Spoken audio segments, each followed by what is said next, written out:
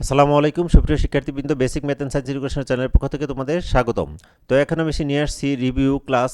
তো এখন আমরা রিভিউ করব কি সপ্তম শ্রেণীর বিজ্ঞান ক্লাস। আসলে 2025 শিক্ষাবর্ষে সপ্তম শ্রেণীর বিজ্ঞান বইয়ে কি আছে সেই বিষয়টাই আমরা এখানে দেখব। যেহেতু আমরা সপ্তম শ্রেণীর বিজ্ঞান বইটি এখনও পাই নাই, বই পাইতে মোটামুটি আমাদের 20-25 দিন বা মাসখানেক লাগবে। এই মধ্যবর্তী সময়খানে কিন্তু আমাদের পিডিএফ থেকে মানে পিডিএফ ফাইল ডাউনলোড করে আমাদের এই বইগুলা পড়তে হবে। তাহলে যে পিডিএফ ফাইল ডাউনলোড খুব সহজে করতে আমি একটা ভিডিও করছি, সেই ভিডিওটি দেখলে তোমরা খুব সহজে পিডিএফ ফাইলগুলা এনসিটিভির ওয়েবসাইট থেকে ডাউনলোড করতে পারবা।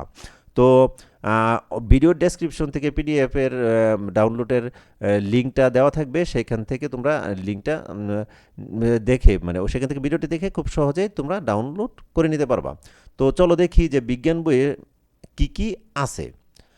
তো এছাড়াও আমি কিছু কথা বলে রাখি যে এই বইগুলো পিডিএফ থেকে পিডিএফ আকারে ডাউনলোড করে তোমরা প্রিন্ট করেও কিন্তু পড়তে পারবা।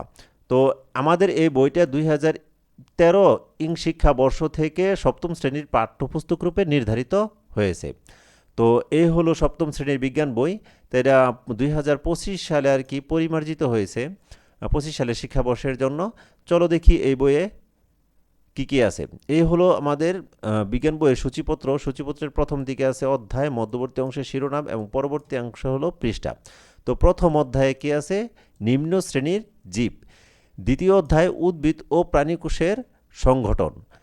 তৃতীয় অধ্যায়ে আছে উদ্ভিদের বাহ্যিক বৈশিষ্ট্য। চতুর্থ অধ্যায় শ্বসন।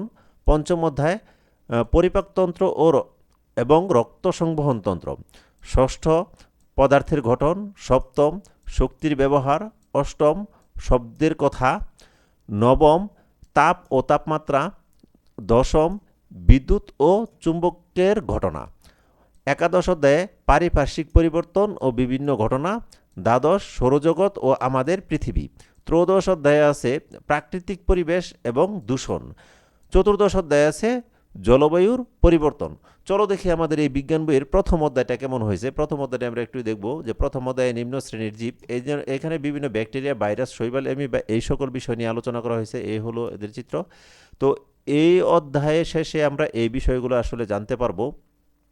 দেখো অণুজীব। তো অণুজীব জগতের বিভিন্ন শ্রেণী বিভাগ এখানে দেওয়া আছে, অ্যাকারিওটা, প্রোক্যারিওটা, ইউক্যারিওটা। তো এই হলো ভাইরাসের চিত্র। তো এই আমাদের আসলে সপ্তম শ্রেণীর গণিত বই। আমরা আসলে এই বইটা মাধ্যমিকে পাঠ্য ছিল 2022 সাল, না 2022 সাল না, গত বছরের আগ পর্যন্ত মাঝখানে একটা বছর আর কি ওই নতুন কারিকুলামের বইটা গেছে, আবার এই পুনরায় আগের বইটাই ফেরত আসলো, সৃজনশীল পদ্ধতির যে বইটা আসছিল। এই অধ্যায় শেষে আমরা এই বিষয়গুলো শিখতে পারবো। অনুশীলনীতে আছে প্রথমে শূন্যস্থান। নর্মালি আমাদের এগুলো পরীক্ষাতে আসে না। সংক্ষিপ্ত প্রশ্ন উত্তর, তারপর বহু নির্বাচনী প্রশ্ন উত্তর, এরপরে আছে সৃজনশীল। সৃজনশীল আছে, দুইটা সৃজনশীল আছে আর কি। এইগুলো এই পর্যন্তই মোটামুটি আমাদের পড়তে হয়। তো এই হলো আমাদের সপ্তম শ্রেণীর বইয়ের তো ভিডিওটি দেখে যদি ভালো লেগে থাকে অবশ্যই চ্যানেলটি সাবস্ক্রাইব করে রাখো, এবং এ ধরনের ভিডিও পেতে চাইলে পাশে থাকা বেল আইকনটি চেপে রাখো। ভিডিওটি দেখার জন্য তোমাদের সবাইকে ধন্যবাদ।